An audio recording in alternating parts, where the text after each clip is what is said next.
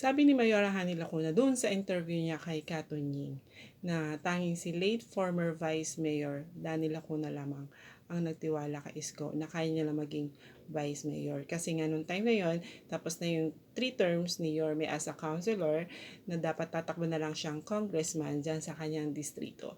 Dahil nga nakitaan ni Sir Danny Lacuna na kaya niya na ni Isko na mag-vice mayor, kinuha niya itong katandem. Dahil nga po itong si Sir Danny Lacuna is tatakbo siyang mayor. At yun naman ay hindi naman napahiya si Sir Danny Lacuna dahil na-prove naman ni Isko na kaya niya na maging vice mayor.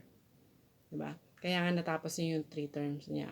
At ito rin yung way dahil sa ganda ng performance ni Isko Moreno sa pagiging vice mayor, pagiging councilor, at ito ang naging daan niya para mahalin siya ng mga Manileños. Kaya nung tumakbo itong mayor si Isko noong 2019, walang kaduda-dudang nanalo siya.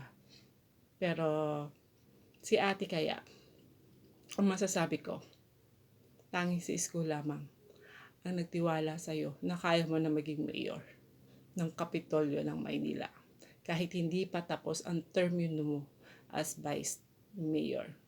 Sige, sabihin na natin dahil nga tumakbo si Isko as president. Pero pwede naman niyang mamili pa ng iba kahit ikaw pa ang kanyang bise. Pero dahil nga nagtiwala siya sa'yo na kaya mo. Pero ang tanong, napatunayan mo nga ba talaga na kaya mo maging mayor? Ano ba ang nagawa mo sa iyong termino ngayon?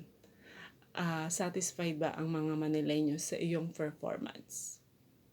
Kasi kung satisfied ang mga Manileños sa iyong performance, bakit kailangan pang sumigaw ng mga Manileños na Isko, bumalik ka na? Diba?